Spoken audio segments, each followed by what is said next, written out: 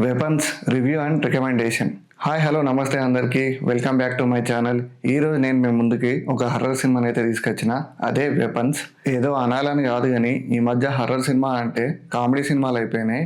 అక్కడ స్క్రీన్ మీద భయపడేంత స్కోప్ లేకపోయినా కూడా బ్యాక్గ్రౌండ్ మ్యూజిక్ వాల్యూమ్ సడన్గా పెంచి, లేకుంటే జంప్ కట్ వేసి, లేకుంటే విఎఫ్ఎక్స్తోనే సౌండ్ డెవలప్ చేసి వదిలేసిన ఒక రాకాష్ బలిని చూపెట్టి ఇప్పుడు మీరు భయపడాలి అన్నట్టున్నాయి సినిమాలు అయితే. ఇక్కడనే కాదు, హాలీవుడ్లో కూడా ఇదే పరిస్థితి ఉన్నది. ఇట్లాంటి టైంలో ఒక జెన్యున్ అటెంప్ట్తో నచ్చిన సినిమానే మన ఈ వెపన్స్. ఈ సినిమా స్టోరీ లైన్ విషయానికి వస్తే, ఒకే క్లాస్కి చెందిన 17 మంది పిల్లలు మాయమైపోతారు. సో వీళ్ళంతా ఎక్కడికి వేరు, ఏమైంది, చనిపోయారా, బతికే ఉన్నారా అనేది మిగతా కథ. ఈ కథను చాలా గ్రిప్పింగ్గా నాన్ లీనియర్ స్క్రీన్ ప్లేతోని చాలా ఎంగేజింగ్ అయితే చూపెట్టారు. నాకైతే చాలా బాగా నచ్చింది. హర్రర్ అనుడితోనే ఏదో దయ్యం వచ్చి మీద పడిపోయి కొరికేసి గాళ్ళ సామాన్లు వేసి ఇట్లాంటి స్టీరియో టైప్ కాకుండా ఈ సినిమాకు ఒక ప్రాపర్ కథ ఉంటుంది, పర్పస్ ఉంటుంది, స్టెప్ బై స్టెప్ అన్నీ రివీల్ అవుతూ ఉంటుంది అన్నట్టు.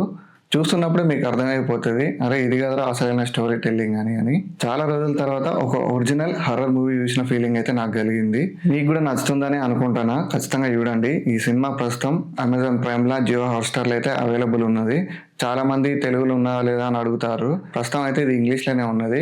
నా బెస్ట్ సజెషన్ ఏంటంటే సబ్ టైటిల్స్ పెట్టుకొని మీరు ఇంగ్లీష్లో చూడడమే బెటర్. ఎందుకంటే సౌండ్ అండ్ క్లారిటీ ఒరిజినల్ వర్షన్లోనే బాగుంటుంది.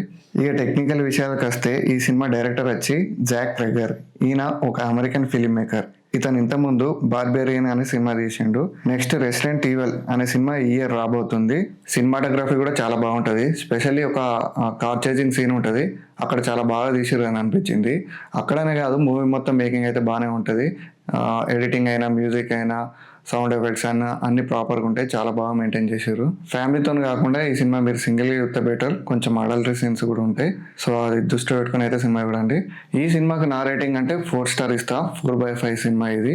సో ఇది ఓవరాల్గా మన వెపన్స్ రివ్యూ అండ్ రికమెండేషన్. చూస్తూనే ఉండండి మై మూవీ బకెట్ లిస్ట్. కొత్త వచ్చినట్లయితే లైక్, షేర్, సబ్స్క్రైబ్ చేసుకోండి. మళ్ళీ నెక్స్ట్ వీడియోలో కలుసుకుందాం. Thank you.